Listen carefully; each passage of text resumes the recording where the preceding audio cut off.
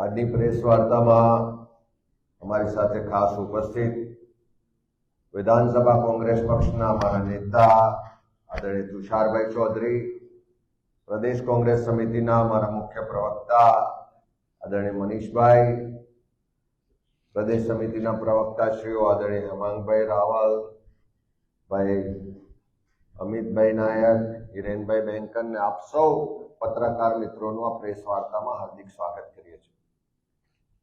ગુજરાતની જનતા પોતાના પડસેવાના પૈસા ટેક્સ રૂપે ગુજરાતની તિજોરીમાં જમા કરાવે છે। દર વર્ષે આ પૈસામાંથી રાજ્ય સરકારનું બજેટ બને છે અને જે ગુજરાતમાં 3 દાયકાના ભારતીય જનતા પાર્ટીના શાસનમાં જે ભ્રષ્ટાચાર છે, ગેરવહીવટ છે, જે લોકોને અન્યાય થાય છે, ભેદભાવનો ભોગ બનવું પડે છે, ત્યારે ગુજરાતની જનતાના પ્રશ્નો, સમસ્યાઓ, સરકારનો ભ્રષ્ટાચાર, ગેરવહીવટ, સરકારનો ભેદભાવ, લોકોની જે તકલીફ છે, પીડા છે, જે દર્દ છે, જે આક્રોશ છે, એને વાચા આપવા માટે જે જનતાનો કોલ કહેવાય, એટલે જનતાનો અવાજ, એ જનાક્રોશ યાત્રાની શરૂઆત પ્રદેશ કોંગ્રેસ સમિતિ દ્વારા કરવામાં આવી। એના પહેલા ચરણમાં આપ સૌ જાણો છો, 21 નવેમ્બરથી શરૂઆત થઈ ધીમા ખાતેથી અને 3 ડિસેમ્બરે બેચરાજી ખાતેનું સમાપન થયું।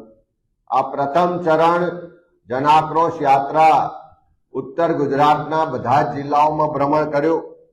ખાસ કરીને 7 જિલ્લાઓમાં ભ્રમણ કરીને યાત્રા બેચરાજી ખાતે જ્યારે સમાપન થયું ત્યારે 1300 કિલોમીટરની આ યાત્રાનું ભ્રમણ થયું।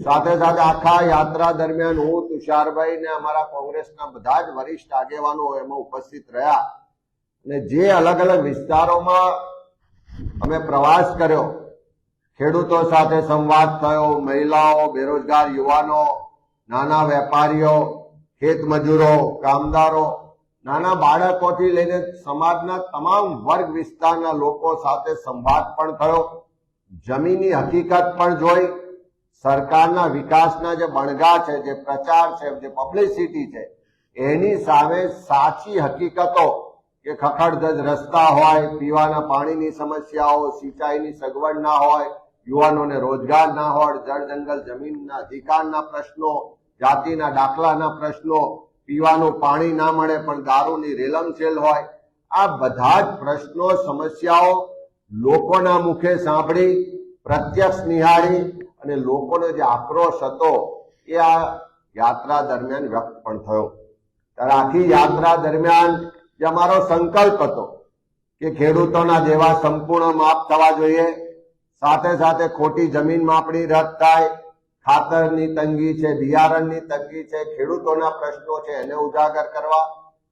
આખા ગુજરાતમાં દારૂ ને ડ્રગ્સની બધીને કારણે યુવાધન બરબાદ થઈ રહ્યું છે, નાની ઉંમરે બેન દીકરીઓ વિધવા થઈ રહી છે, કે દારૂ ને ડ્રગ્સ સંપૂર્ણ રીતે ગુજરાતમાંથી ખતમ થાય।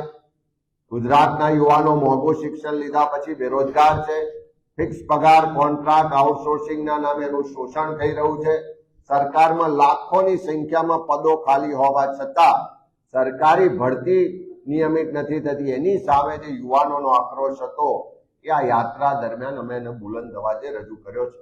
સાથે સાથે ઠેર ઠેર ભ્રષ્ટાચાર જોવા મળ્યો, ખખડધજ રસ્તાઓ, નગરપાલિકા, મહાનગરપાલિકા વિસ્તારમાં ગંદકી, ગટરની સમસ્યાઓ, ચારે બાજુ ભ્રષ્ટાચારની ફરિયાદ લોકોમાં જોવા મળી। આ બધા જ મુદ્દાઓને આ યાત્રા દરમિયાન જે કોંગ્રેસ પાર્ટીએ બુલંદ અવાજે રજૂ કર્યા, એનાથી હું ચોક્કસ કહું કે આ યાત્રાના ઉત્તર ગુજરાતના પ્રથમ ચરણમાં જ લોકો ખુલીને બોલતા થયા। આ 3 દાયકાના શાસનમાં ભાજપ સરકાર દ્વારા અંગ્રેજોની નીતિ રીતિ મુજબ જે ડર અને ભયનો માહોલ ઉભો કર્યો હતો, એ ડર અને ભયમાંથી બહાર નીકળીને જનતા બોલતી થઈ, ખુલીને બોલતી થઈ, પોતાના પ્રશ્નો માટે લડવાની તૈયારી સાથે સડક પર ઉતરવાના સંકલ્પ સાથે આગળ વધી રહી છે। ત્યારે એ આખી ઉત્તર ગુજરાતની યાત્રાની સફળતા બાદ પ્રદેશ કોંગ્રેસ સમિતિ દ્વારા જનાક્રોશ યાત્રાના બીજા ચરણની શરૂઆત અમે 20મી ડિસેમ્બરના રોજ ભાથીજી મહારાજના ફાગવેલ ધામથી મધ્ય ગુજરાતમાં યાત્રાની શરૂઆત કરીએ છીએ. જનાક્રોશ યાત્રાનું આ બીજું ચરણ એટલે કે મધ્ય ગુજરાતની શરૂઆત 20 તારીખે ફાગવેલ ખાતેથી શરૂ થશે અને 6 તારીખે 6 જાન્યુઆરીએ દાહોદ ખાતે ગુરુ ગોવિંદજીની ભૂમિ પર કંબોઈ ધામમાં એનું સમાપન કરવામાં આવશે. આ બીજા ચરણની મધ્ય ગુજરાતની જનાક્રોશ યાત્રામાં લગભગ જે જિલ્લાઓનો સમાવેશ થવાનો એ ખેડા જિલ્લાથી શરૂઆત કરી અને આણંદ જિલ્લો, વડોદરા જિલ્લો, છોટાઉદેપુર, પંચમહાલ, મહીસાગર અને દાહોદ એટલે મધ્ય ગુજરાતના 7 જિલ્લાઓમાં યાત્રા ભ્રમણ કરશે. 3 મહાનગરપાલિકા વિસ્તારમાં યાત્રા ભ્રમણ કરશે. લગભગ 55 તાલુકા અને 37 જેટલી નગરપાલિકા વિસ્તારમાંથી આ યાત્રાઓ ભ્રમણ કરી અને લોકોના પ્રશ્નોને અમે બુલંદ અવાજે રજૂ કરીશું. આ આખી મધ્ય ગુજરાતની જનાક્રોશ યાત્રાનો જે અત્યારે જે સંભવિત રૂટ છે લગભગ 1400 કિલોમીટર આ યાત્રા મધ્ય ગુજરાતમાં ભ્રમણ કરવાની છે. અને જે મધ્ય ગુજરાતના લોકોની ફરિયાદો છે, પ્રશ્નો છે, જે સમસ્યાઓ છે, જે ભ્રષ્ટાચાર છે, જેમ કે મધ્ય ગુજરાતમાં ખાસ કરીને આદિવાસી વિસ્તારોમાં મનરેગામાં કરોડો રૂપિયાનો ભ્રષ્ટાચાર થયો, સાબિત પણ થઈ ચૂક્યું. હજુ પણ કેટલાક લોકો જેલમાં ગયા, કેટલાક લોકો આજે પણ ખુલ્લેઆમ ફરી રહ્યા. ભાજપના હોદ્દેદારો સામે કરોડો રૂપિયાના આક્ષેપ હોવા છતાં કોઈ કાર્યવાહી થતી નથી. અને એ જે લોકો લડાઈ લડી રહ્યા છે એવા લોકોની વચ્ચે પણ જઈશું.